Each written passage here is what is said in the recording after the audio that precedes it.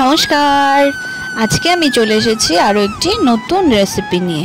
Recipe বলা যায় না, একটা মাখা সুন্দর টেস্টি। তো আমি এখনই ওটা দিয়েই ভাত খেয়ে আসলাম। কিভাবে করেছি সেটাই আপনাদের দেখাবো।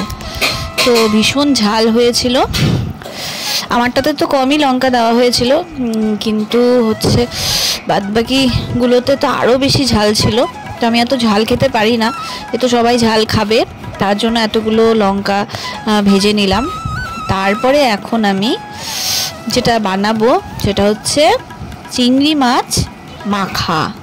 তো চিংড়ি মাছগুলোকে সুন্দর করে ভেজে নেব লাল লাল করে। আর এটার মাখাটার না, ভাজাটা যদি সুন্দর করে হয় তাহলে মাখাটা বেশি টেস্ট হয়। ভাজাটা খুব সুন্দর একটা গন্ধ বের হবে। তো অনেকটাই ভাজা হয়ে গেছে আর সিদ্ধও হয়ে গেছে মাছগুলো। এবার মাছগুলোকে না সুন্দর করে আমি না এই যে হাতাটা দিয়ে সুন্দর করে ভেঙে ভেঙে দেবো ছোট ছোট করে, যাতে মাছগুলো আরও সুন্দর করে ভাজা হয় আর সুসেদ্ধ হয়।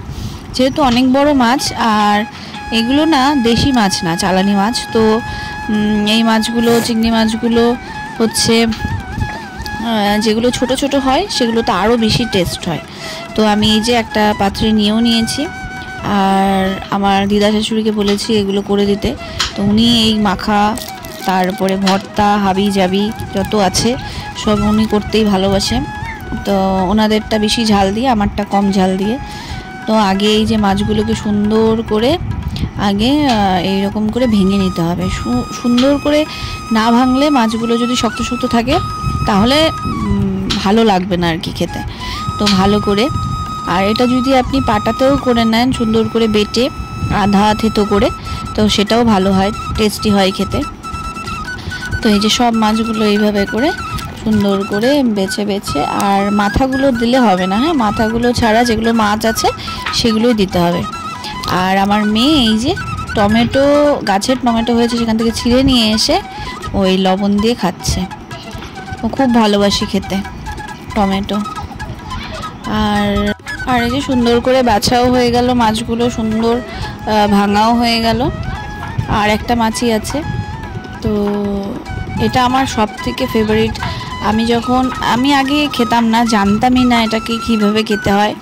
আমি যখন শ্বশুরবাড়িতে আসি তখন আমার এই যে দিদা শাশুড়ি, উনি প্রথম খাইয়েছিলেন আমাকে এটা।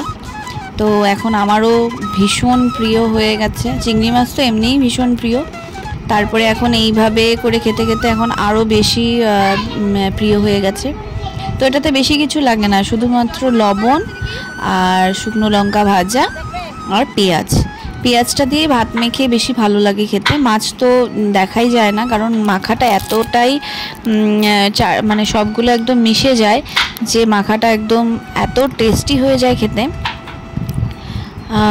তো আমি এখনই খেয়ে আসলাম।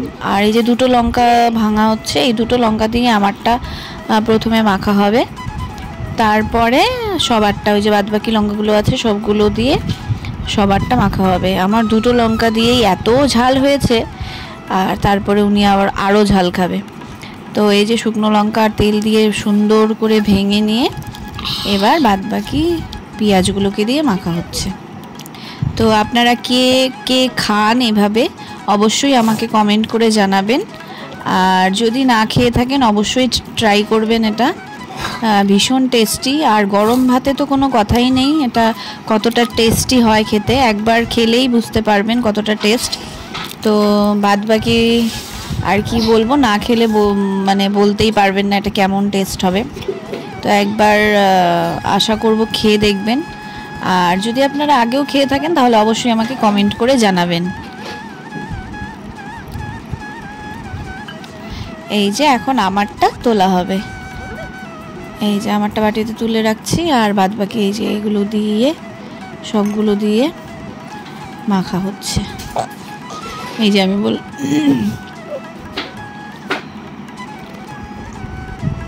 তাহলে ঠিক আছে, আজকের মতন এইটুকুই। ভালো লাগলে অবশ্যই লাইক, কমেন্ট, শেয়ার আর সাবস্ক্রাইব করতে ভুলবেন না।